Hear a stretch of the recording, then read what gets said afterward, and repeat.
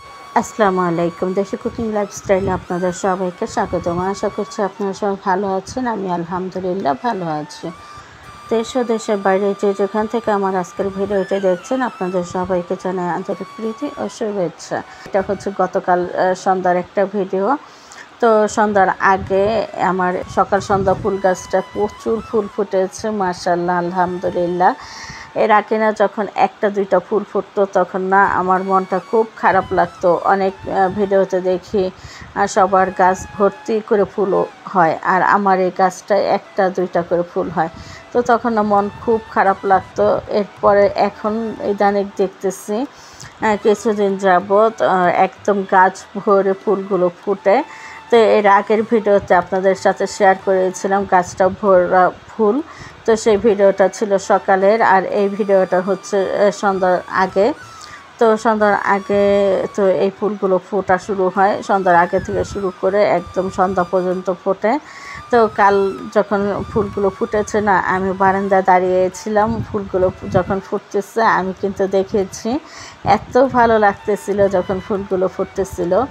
তো আমি একটু ভিডিও করে নিয়েছি।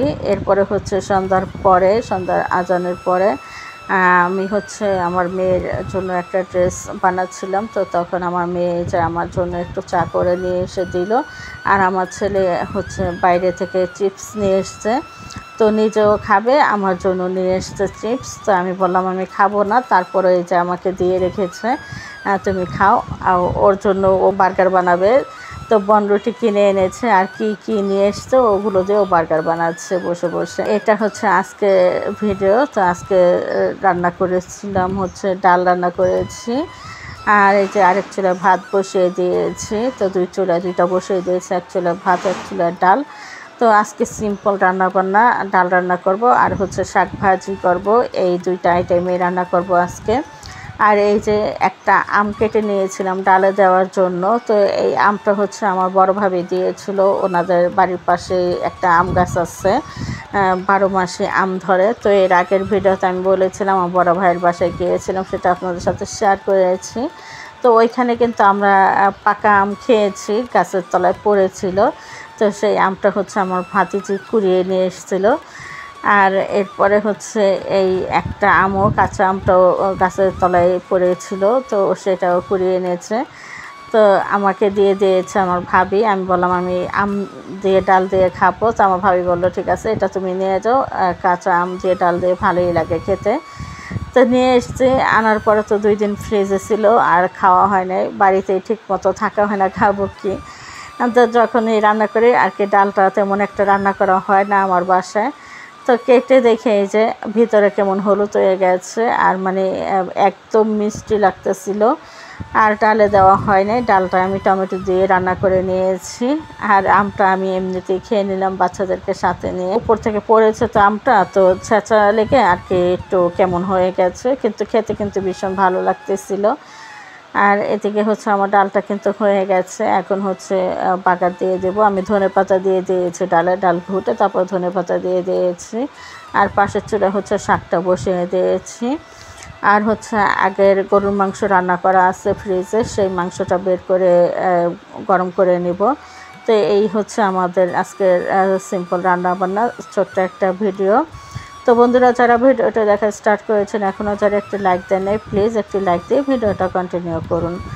আর এদিকে হচ্ছে ডাল বাগারের জন্য আমি এখানে রসুন আর পেঁয়াজ ভেজে নিচ্ছি তেলের মধ্যে, ব্রাউন কালার করে ভেজে ডালটা বাগার দিয়ে দিব।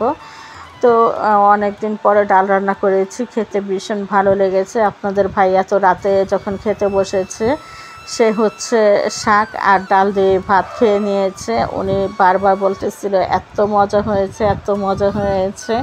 উনি বলতেছে আজকে অনেকগুলো ভাত খেয়ে নিয়েছি ডাল দিয়ে আর শাক দিয়ে।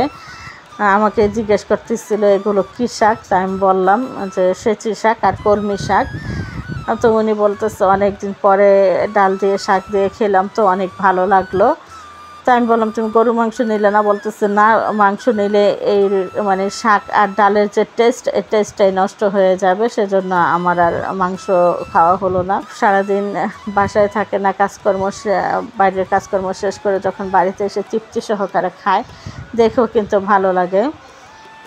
আর এদিকে হচ্ছে রান্নার ফাঁকে আমার মেয়ে একটা ড্রাগন ফল কেটে নিয়েছে, আমি একটু খাচ্ছি। আমি কিন্তু ড্রাগন ফল খেতাম না, ড্রাগন ফলের যে স্মেলটা এটাই ভালো লাগতো না, কিন্তু ইদানিং কেন যেন ড্রাগন ফলটা আমার কাছে ভীষণ ভালো লাগে আর আমি খাই, খুব ভালো লাগে আর কি খেতে। তো কি বলবো, আমি মনে হয় আর বেশি দিন বাঁচবো না। তো আমার মা যখন অসুস্থ হন তার আগে হচ্ছে আমার মা কিন্তু কখনো পাউরুটি বা বনরুটি এগুলো খেতেন না। আমার মা অসুস্থ হওয়ার মানে স্টক করার কিছুদিন আগে না পাউরুটি আর বনরুটিটা আর কি খেতে চাইতেন, মানে উনি খাবার তেমন একটা খেতে পারতেন না, ওনার কেমন যেন খাবারের প্রতি অরুচি ধরে গিয়েছিল, তো কোনো কিছুই খেতে ভালো লাগতো না ওনার কাছে। তো এরপরে না আমাদেরকে বলতো যে আমাকে একটু বনরুটি এনে দাও, আমি বনরুটি দিয়ে চা দিয়ে খাবো। তো তখনও বনরুটি এনে দিতাম। তা আমি মাকে বলতাম যে মা তুমি তো কোনো দিন বনরুটি বা পাউরুটি এগুলো খাও নাই, তো এখন যে খাও। তো মা বলতো কি আমার না এখন কেন যেন ভালো লাগে এগুলো খেতে। তো বেশি কিন্তু খেত না, একটুখানি খেত, খুবই অপছন্দের একটি খাবার, সে খুব পছন্দ করে তখন খেয়েছে। এর কিছুদিন পরে হচ্ছে আমার মা ব্রেন স্ট্রোক করে, তো ব্রেন স্ট্রোক করে আর কি আমার মা অসুস্থ ছিল কিছুদিন, তারপর হচ্ছে মারা যায়। তো আপনারা আমার মায়ের জন্য সবাই দোয়া করবেন। আর সেই জন্য আর কি বললাম যে আমার ড্রাগন ফলটা খুবই অপ্রিয় ছিল, একদম এটার স্মেলটাই আমার ভালো লাগতো না, কিন্তু ইদানিং কেন যেন আমার কাছে খুব ভালো লাগে খেতে। আমি কিন্তু আপনাদের সাথে কথা বলতে বলতে এদিকে আমার শাকটা ভাজি করে নিচ্ছি। আমার শাক হচ্ছে ভাপানো হয়ে গেছে, এখন হচ্ছে আমি পেঁয়াজ, শুকনো মরিচ আর হচ্ছে রসুন দিয়ে শাকটা বাগার দিয়ে নিলাম। আর পাশের চুলা হচ্ছে আমার বিড়াল শোনার জন্য একটু মুরগির মাংস সিদ্ধ করে নিচ্ছি। ও হচ্ছে মুরগির মাংস দিয়ে ভাত খেতে খুব পছন্দ করে, তো ওর জন্য হচ্ছে প্রতিদিনই আর কি মুরগির মাংসটা সিদ্ধ করতে হয়, তো সবসময় তো আর দেখানো হয় না। তো আজকে দেখা যায় রান্নার মাঝখানে আর কি ওর মাংসটাও সিদ্ধ করে নিয়েছিলাম। তো এরপরে হচ্ছে রান্নাবান্নার শেষে আমি শাওয়ার নিয়ে এসে খাওয়া দাওয়াটা করে নিচ্ছি। এখানে প্রথমে তো আমি শাকটা নিয়ে নিয়েছি খাওয়ার জন্য।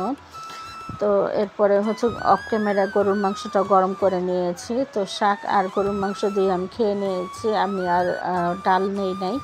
তো রাতে যখন ডাল খেয়েছিলাম একটু, তো দেখলাম যে ডালটা খেতে ভীষণ ভালো লেগেছে।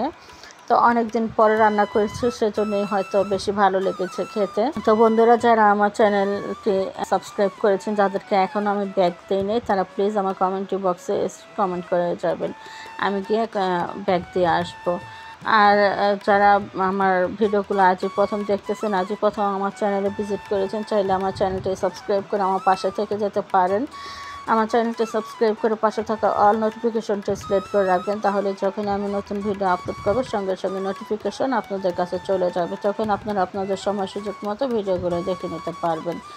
আর যারা অলরেডি আমার চ্যানেলটি সাবস্ক্রাইব করে দিয়েছেন তাদের সবাইকে জানাই অসংখ্য ধন্যবাদ। তো অনেকে না চ্যানেলটা সাবস্ক্রাইব করেন ঠিকই, কিন্তু বেল বাটনটা অল অপশনে দিয়ে রাখেন না, যার কারণে যখন আমি ভিডিওগুলো ছাড়ি আপনারা নোটিফিকেশন পান না। তো নোটিফিকেশন না পাওয়ার কারণে আপনারা হচ্ছেন যখন আমি গিয়ে আপনাদের চ্যানেলে কমেন্ট করি তখন আপনারা এসে আমার ভিডিওগুলো দেখেন। তো আপনারা যারা অল নোটিফিকেশনটা সিলেক্ট করেন নাই তারা প্লিজ অলে দিয়ে রাখবেন, তাহলে যখন আমি ভিডিও আপলোড করবো সঙ্গে সঙ্গে নোটিফিকেশন চলে যাবে। তো আজকের মতো এ পর্যন্তই, সবাই ভালো থাকবেন, সুস্থ থাকবেন, আল্লাহ হাফেজ।